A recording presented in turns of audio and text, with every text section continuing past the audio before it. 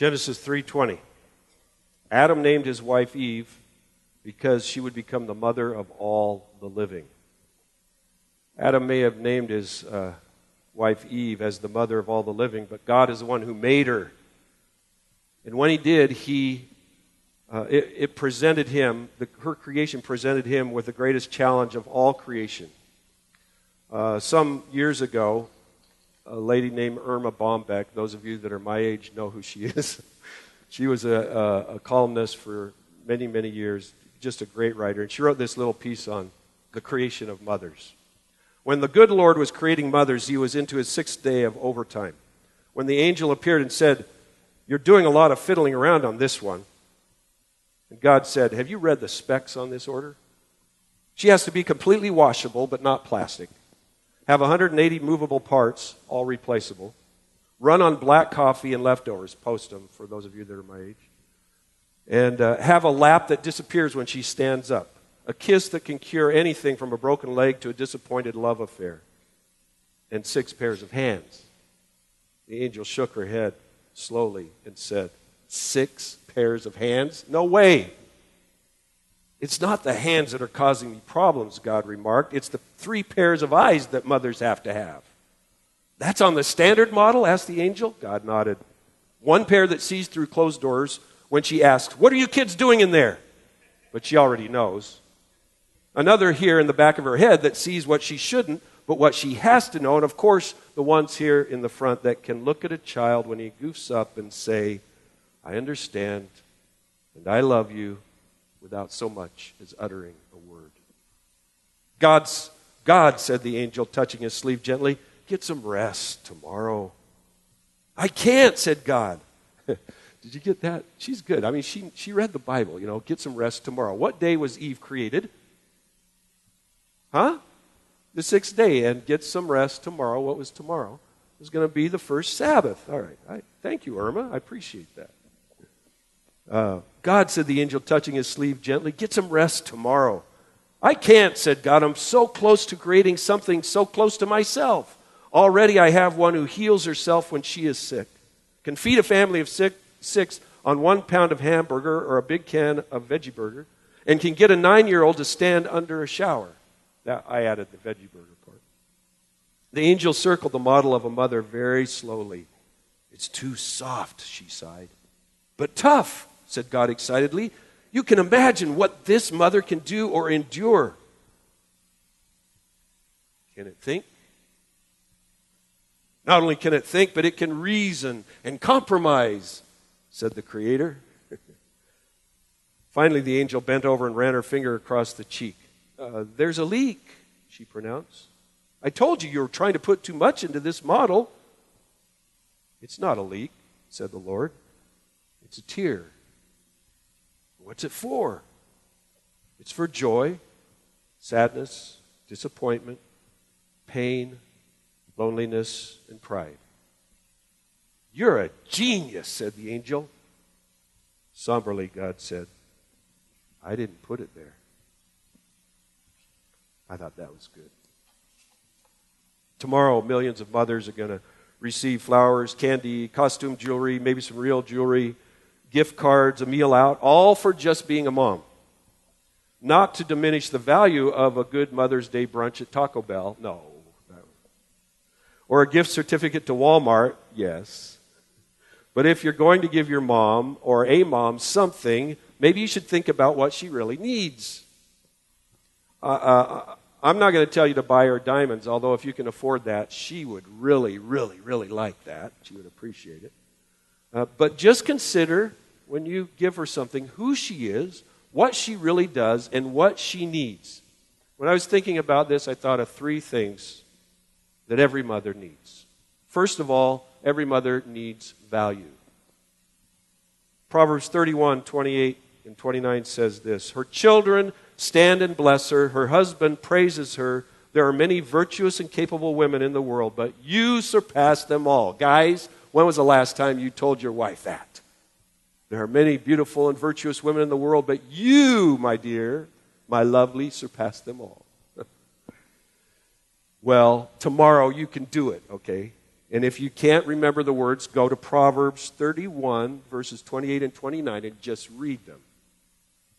So give her appreciation. Give her thanks for what she gives, appreciation for who she is. You can say it, you can write it, you can show it, you can give her flowers, you can give her candy, you can give her hugs. You know, my wife says, don't bring me flowers. You know, that was okay when we were young, you know, when we were first going together, but now we need our money for other things. It's like, you're not the boss of me. I can give you flowers if I like. But give her something. Give her a gift certificate to Walmart or Target or to Neiman Marcus or whatever, you know, to a spa. Not just tomorrow, but on a regular basis. Give her thanks. Thanks for what she has endured for you. Do you know what she went through for you? Do you know what your mom went through? Oh, yeah, exactly. What did you say? Hell? Yeah, he said it. She went through it. I mean, all of our moms. It's not. You know, they talk about painless birth. There's no such thing. They give you drugs so you don't feel the pain, and then just before the baby's born, they shake you and make you push, and there's more pain than you ever had and knew you had before. The only way you get no pain is have a cesarean, and then you still have pain. I thank God every time I remember you. Philippians 1:3 says that. Paul was saying it about believers, but we can think about our moms, you know. I thank God every time I remember you, because what she has accomplished with your life, how she's rescued you, those are the things that we can thank her for. So give her value. How much is a mom worth? How much is a mom worth? Well, I found a graphic, and someone was arguing with me about this. They said some other, I don't know, it was Wall Street Journal had a much lower figure. But this is from salary.com. I mean, I believe what salary.com says. So the average stay-at-home mom has 96 and a half hours of work each week, and based on all the different things that she has to do around that circle, her total salary is equivalent of about $118,905 in 2014 dollars. It might be a little more this year. Because she's a facilities manager, she's a CEO for 3 or so hours, she's a laundry operator for 6 hours or so, a computer operator, well, some aren't. Housekeeper for 14 plus hours. She cooks. Well, nowadays a lot of people go out, but you know, microwave is cooking too. Daycare teacher, van driver, janitor, psychologist. Psychologists make a lot of money. How much is your mom worth? How much is she worth? A lot more than we give her credit for. And if you are not a stay-at-home mom, think about it. You're still putting in the time, right? So your time might, maybe you don't put in 96, maybe you put in 80 hours, okay, plus your job. Just think about that when we think about giving honor and value to our moms. Give her validation. Validation is when you openly recognize the importance of the things she does.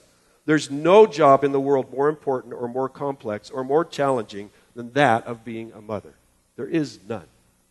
So guys tend to take it for granted.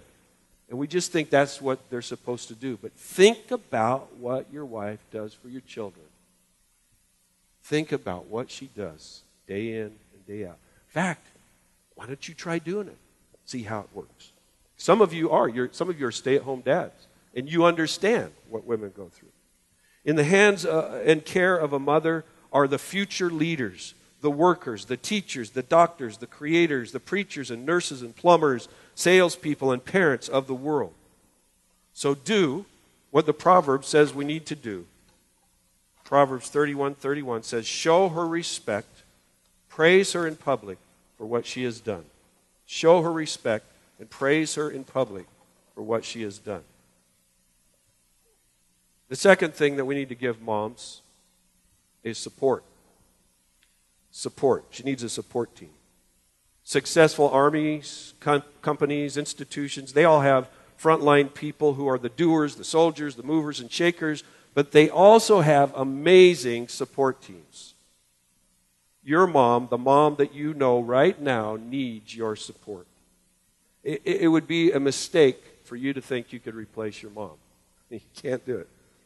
One of the most important roles is that of a teacher. Moms are teachers. And I found this list of lessons that moms teach us throughout our lives. There are many, many more, but these are some interesting ones. So see what you think about this. First of all, she teaches us about the value of a job well done. And maybe you have this phrase in your head. If you're going to kill each other, do it outside. I just finished cleaning. Do a good job if you're going to do that. Time travel. My mom never said this to me, but maybe to you. If you don't straighten up, I'm going to knock you into the middle of next week. That's time travel. Or logic. Because I said so. That's why. Foresight. Make sure your underwear are clean in case you're in an accident. What? Or osmosis. Shut up and eat your supper. Shut your mouth and eat your supper. Well, how are you going to get the food in? Osmosis, right? Circle of life. She teaches us about the circle of life. I brought you into this world, and what? I can take you out. Yeah. Good luck on that one. Envy. There are millions of less fortunate children in this world who don't have wonderful parents like you do. Really? So they're all envying me? Anticipation. Just wait till we get home. I know some of you had that one. I know you had. Medical science. If you don't stop crossing your eyes, or you can fill in the blank there, making that face, they're going to freeze to that way. Genetics. You're just like your father. And then the final one, justice. One day, you'll have kids, and I hope they turn out just like you. Yeah, exactly. Yeah, our moms teach us a lot of things, don't they? And she's really busy doing all the stuff she has. And with all the energy that's expended, one of the greatest needs she has is to rest. It's to rest. This week I helped a mom and a dad moving, and it was hard. It was a big move, and it was a torturous move. And the mom that I helped, she needed rest a week before they started moving. And I don't know why she's here today. She is here, but I don't know why she's here today, because she really needs the rest of the Sabbath day. Moms need rest, okay? I mean, Psalm 127:2 says this: "It is useless for you to work so hard from early morning until late at night, anxiously working for food to eat, for God gives rest to his loved ones." Now, how do you suppose God does that for moms? Because a lot of the moms I know, they just keep working and working and working and working and working, and they never stop. You know how he does it? He does it through you and through me. You can say once in a while, I'll wash the dishes. You can say once in a while, I'll take care of the floors, or I'll do this, or I'll watch the kids, you know? We can help our moms get rest. You can encourage her to get rest if you give her a break. It all goes together, the appreciation, validation, the support. If you appreciate what she's actually going through and what she's having to manage, then you can find ways to give her some time off.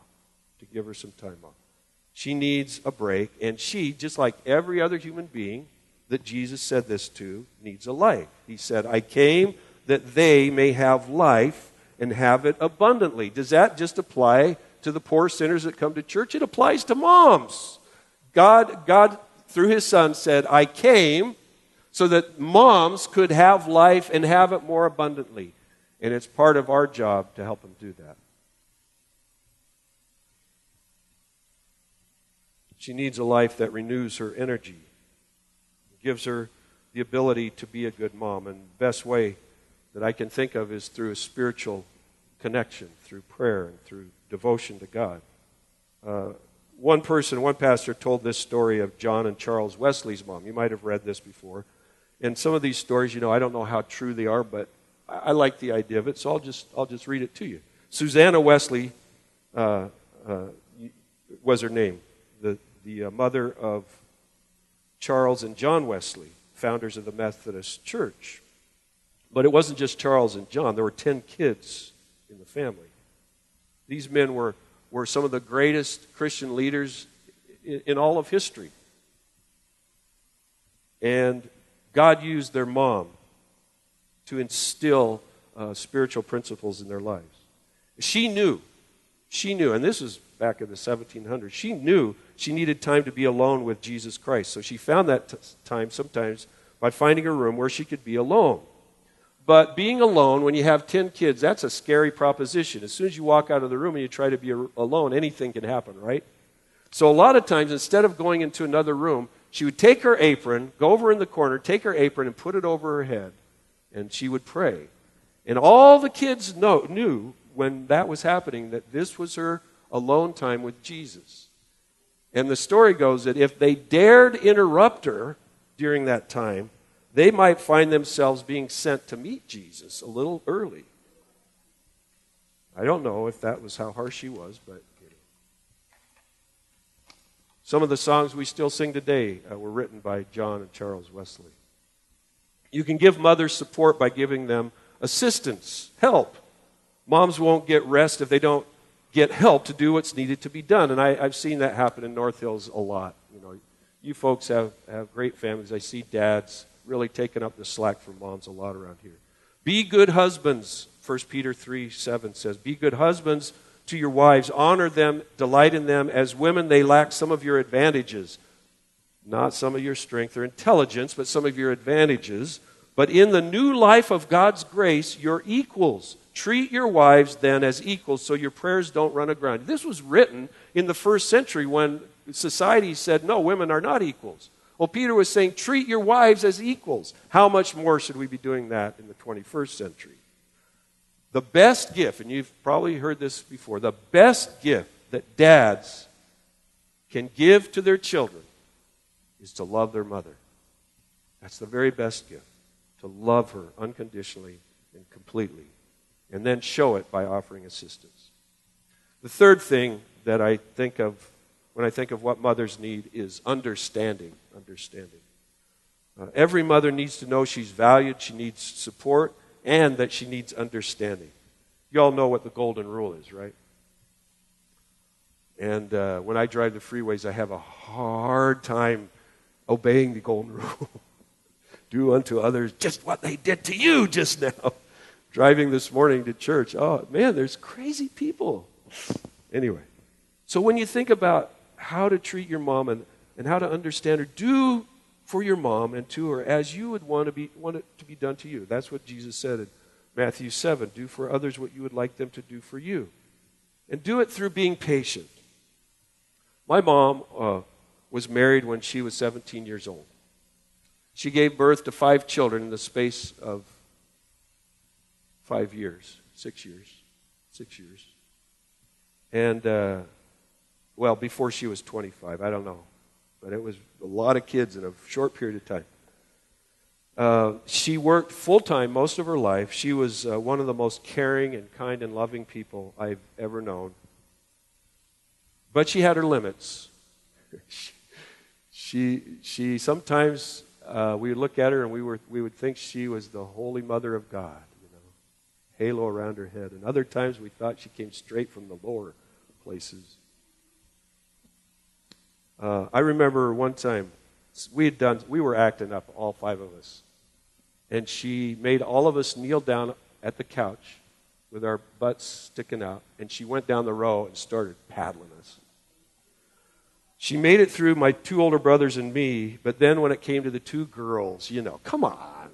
She just couldn't administer it anymore. She had a real tender heart. Can you imagine what 5 kids put their mom through? It qualified her to be a super mom in so many ways. She had to break up fights. She had to make trips to the ER when things happened, like when my brother threw ice up in the air in a bag and it came down and split his head open. Or when he was showing her the latest trick he learned at grade school and said, "Watch, Mom, I learned how to bail out in swinging." Out in the backyard, he bails out, lands in a sticker patch and broke his arm. Another trip to the ER. Or when my sister got too creative with a knife and she sliced her finger open and had to leave the omelet on the stove and run to the hospital. Or, this is a bigger challenge, figuring out how to get 3 boys to take a bath or a shower. Believe me, we tried to find every way we could to fool her, but she never was fooled. She'd rub down by my feet, and if there was dirt, she could rub off the dirt. She said, "You didn't take a shower. Get back in there and take a bath." But she had her limits, and there were times when she showed her human side. So, just like with your mom, you have to give her understanding by being patient with her when she's only human. Be patient with each other, Ephesians 4:2 says, making allowance for each other's faults because of your love. And when you have kids of your own, you realize how powerful that last item in the teaching list was, the justice part. Some people call it the mother's curse. I hope you have kids just like yourself. So many times when I was raising my kids, I would remember my mom saying that. It's like, "Oh, Mom, please, I'll be good. I'll be a good dad. Please don't take the curse up, you know." Give your mom understanding through communication. Talking, listening. Do not let any unwholesome talk come out of your mouths, but only what is helpful for building others up according to their needs, that it may benefit those who listen. Well, if it applies to anyone, it certainly applies to our moms. Sometimes in our frustrations and our disagreements, Diana tells me about when she was growing up, she'd have arguments with her mom and with her mom about being independent. Her mom didn't want her to be independent. She wanted her to depend on her for everything, and she would, argue with her. But when we have those disagreements, or when we have frustrations, remember what Ephesians 4 says. Let the things that come out of your mouth be for building other people up. Be careful of what you say, because sometimes you can't unsay it. In fact, you can't ever unsay it. And moms need to know what's going on inside of you. They may have 6 pairs of eyes, but they still need to be able to put words to what they see and what they feel in your life. So it'd be a good thing for you to, from time to time, clarify your thoughts and your feelings and ideas and communicate those to her. But even more than that, moms need you to listen. They need you to listen. When was the last time you listened to your mom? You listened to her concerns, her cares, her fears, her hopes. We get caught up in our own, don't we? Especially as our moms get older, we can be dismissive. It's like, "Oh, she's getting older. Yeah, she just doesn't remember. Mom." Well, age may change the appearance. It may change the mind, but it doesn't change the heart or the spirit. So give your mom an attentive ear. Listen to her. She told you that. She's told you that 100 times, 1,000 times. I'll exaggerate. She's told you that 1,000,000 times. Listen to your mother. Listen. And one more way that you can give her understanding, that is through the communication of prayer. Most of our moms have spent countless hours praying for us, praying about us, probably praying to be delivered from us. But what if you and I gave our moms what she has given us? Whether your mom is your natural mom, or whether she's the one you chose, or whether she's a stepmom. What if we gave her that gift in return? What if we prayed for our moms on a daily basis, every day? Maybe as we did so, God might reveal some insights about this person that we call mom or mother. Some insights that would help us understand her better and give us more patience and help us to listen to her more. There's one more thing that every mother deserves. That's honor. And we don't have time for everyone to give a special testimony about their mom. I'm tempted, but there's some just there's moms here that I think are actually angels in the form of moms. They're just amazing, amazing people. Ephesians 6:2-3 says, "Honor your father and mother. This is the first commandment with a promise. If you honor your father and mother, things will go well for you, and you will have" what? a long life on earth. Well, honor your father, honor your mother. This is about mothers this weekend. Father's Day's coming. Honor your mother. So today, to close our service as we do most years, we want to honor our mothers. Those of you that are natural mothers and those of you that function in the role of a mother where you take care of kids or you teach kids, we want to ask our children to come up, and if you would get a rose and take it back to your mom, and let's make sure that all the moms get roses today, okay? Lord, we thank you so much for your amazing love. We thank you for our moms. We thank you for all that you've done for us through them. And even when they make mistakes, Lord, even those difficult moments and memories that we might have of our childhood, God, you want us to give honor. You want us to give support and recognition and value to our moms. And so we just pray, God, that you will, as you have modeled to us, you will help us show that kind of love to our moms especially. We thank you, God, for being present here with us today. We pray in Jesus' name.